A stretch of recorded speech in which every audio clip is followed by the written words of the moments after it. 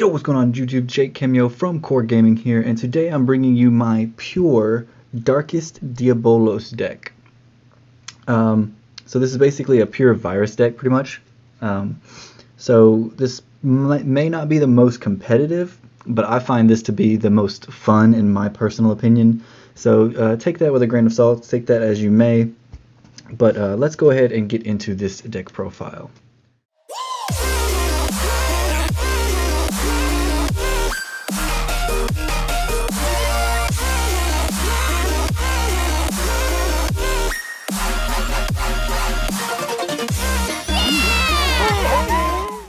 So first off, I start off with, of course, 3 of the Darkest Diabolos. Not much to say there. He is hands down the boss monster of the deck and is just super, super good. Then we go with the one of Dark Armed Dragon, because he's at 1, so you can only play him at 1. Otherwise, we definitely play more because he is super good. And then I run 1 Destrudo. Mainly just because he can get out on the field, and that's basically another monster for you to link off or whatever you may need. I personally don't really use him for synchro summoning, but that's just me. He's also a 3000 booty, so you know he can special summon himself for half your life points and kind of protect you if necessary against some cards. So meh. Like I said, it's not the most competitive build, but for me it's definitely the most fun. And then we go into Chronograph Sorcerer, because he also can allow you to get a special summon off so that you can have more monsters on the board and such like that. He can also special summon himself from your hand if any of your cards are destroyed. So that's a really good quality as well, because he's a 2000 attack and he's a dark monster, so you don't have to have the Lair of Darkness on your field to use the virus cards on him. So, and then we have the other engines of the Lair of Darkness deck, which were 3 Arima. Sorry for the glare there. That's just the light above me. I can't do much about that. But 3 Arima. So it's basically your Lair of Darkness searcher and draw power. That's pretty much what he's there for. You're basically never really going to use him for anything other than that. And then we have 3 Lilith. So 3 Lilith. She's basically you play her and grab your virus cards. That's pretty much it. She can also be 1000 or 2000 attack depending on how you play her. So that could also work well with your virus cards as well. And then for the last of the 3 ofs, we run 3 Ghost Reaper and Winter Cherries, because we don't really spend too much effort trying to get into our extra deck. Our main goal is pretty much to get Diabolos on the field. And then we have, I'm running out of room here, but we have 3 more one-ofs as far as monsters. We run the 1 Time Gazer for the Chronograph. Then we run the 1 Tour Guide for the Lilith and such. Pretty much a lot of our deck is actually 3, so we could go Tour Guide and then go Lilith or Ghost Reaper or Time Gazer. Pretty much any level 3 that we have in the deck we could special summon off of her, so that's pretty cool. And then for the last card, we run 1 Sangan, because Sangan is really good, because if your opening hand is pretty bricky and you have a Sangan in your hand, you can play the Sangan in defense mode or whatever, and if he leaves the field, or if he's sent to the graveyard, you can add one of your monsters with 1500 or less attack. So typically it will be your cherries or your tour guide. You can add those cards to hand, so that could help you out a ton as well. So that's it as far as monsters. Now moving on to the spells. We run a decent amount of draw power here. So we run 3 Lair of Darkness, because it's a Lair of Darkness, and why wouldn't you? You draw 2 cards and banish a dark monster. Simple as that. The entire deck is dark monsters, so you are good on that. Then we run 2 Card of Demise, because you're setting a lot of traps, you're playing out your hands for the most part, you're possibly getting rid of cards with a Lair of Darkness, so Card of Demise can help out a great deal as far as hand advantage, or finding those trap cards that you may need, or certain pieces like Tour Guide, or, well, not Tour Guide because you can't special summon, but you know, you get what I'm saying. Card of Demise is just a really, really good card, so we should play it at 2.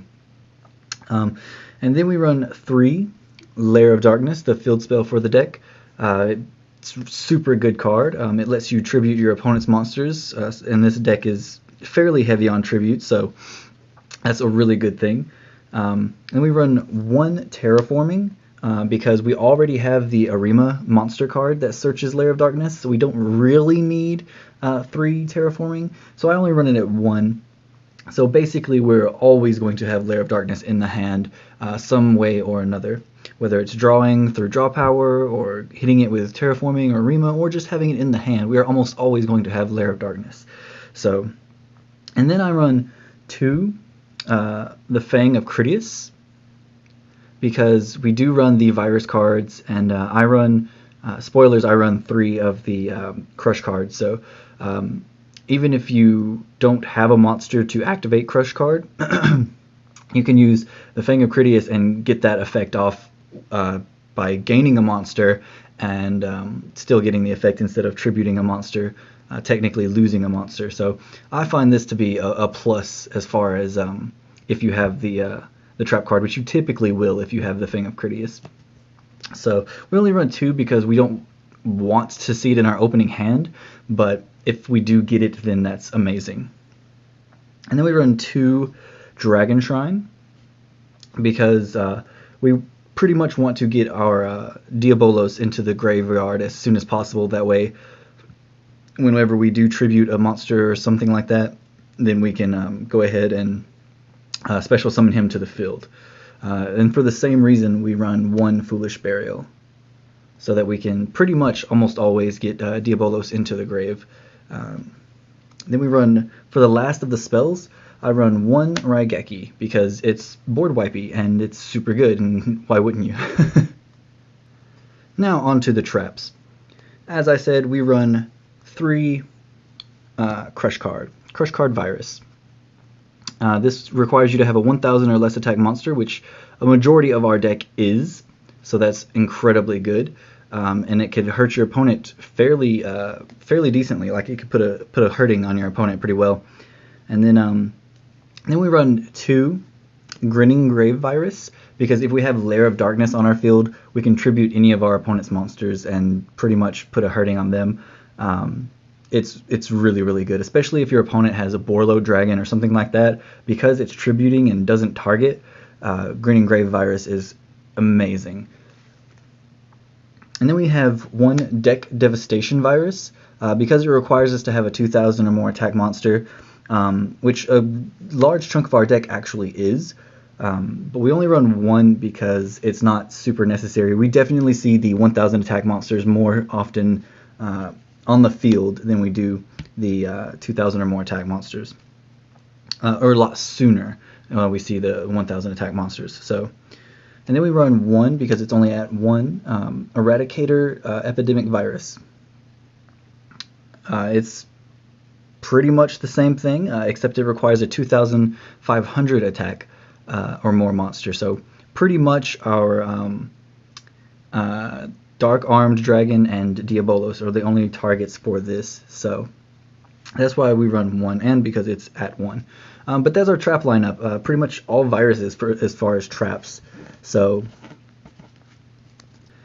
now moving on to the extra deck. We run 2 Doom Virus Dragon, basically just because we run 2 of the Fang of Critias. And we never really want to have a Fang of Critias card in our hand if it's going to be dead, so we run 2 of those. And then we run 1 the Phantom Knights of Breaksword. It's a 2000 attack and it's dark, so that's absolutely amazing. And the card itself is actually an amazing card you will see often in other decks as well, because it's just a very good generic rank 3 card. And because we run so many rank 3s, it is incredibly easy to go into this card. And then we run 1 the number 68 Xenophond Sky Prison. I only really care about this card if say, I think it's Invoked. I could be wrong. I think it's Invoked that plays really well with the Grave, and then like the Mirror Match. There's not too many reasons why you would need this. So if you don't have this, I wouldn't worry too much. It's just kind of there. And then we have the Underclock Taker and the Decode Talker. Decode Talker is absolutely amazing because he's a 2300 Dark Monster, and he tributes for his effect, which his effect is really good because it negates like spell and traps and stuff like that.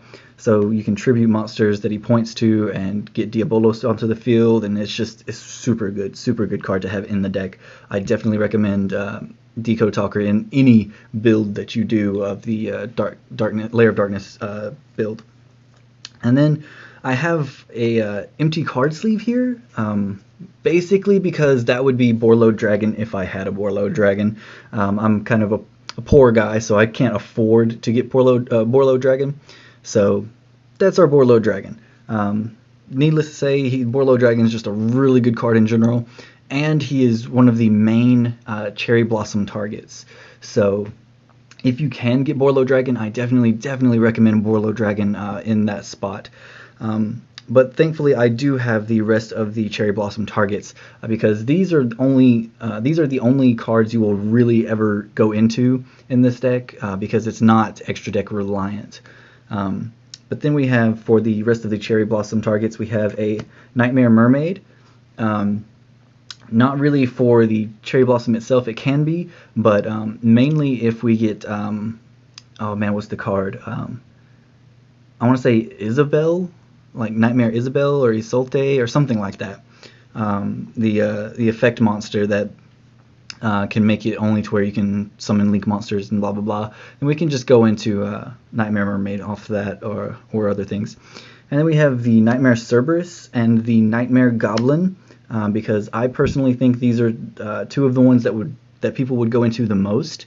So I have those. You can change out Cerberus for the Phoenix if you want to, something like that, but I definitely recommend keeping the Goblin because that's one that people are definitely going to go into because of the normal summon ability off of it and things like that. Then we have a Spiral Double Helix because the Spiral deck is back, and so that could be pretty hectic. And then we have a Heavy Metal Foes Electromite because pendulums are still around as hard as they've been hit, so we go ahead and hit them even harder by hitting their Electromite. And then just for kind of randomness sake, we also have Totally Awesome and ABC Buster Dragon to pretty much give us protection from all kinds of decks. So that's the deck profile. So definitely let me know what you guys thought of the deck profile in the comments country below. Leave your comments and criticism down there in the comment country. And definitely hit that like button if you enjoyed this deck profile. Keep in mind this is a more fun build. I wouldn't say it's necessarily competitive, although I do believe that you could do pretty well in maybe a local tournament or something like that. It's definitely more of a budget build other than something like, say, the Borreload Dragon, obviously.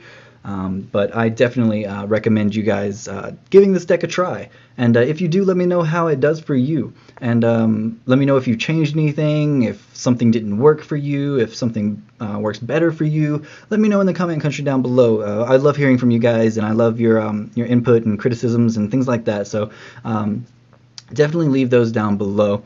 And yeah, hit that subscribe button if you guys would love to join the Ojamas.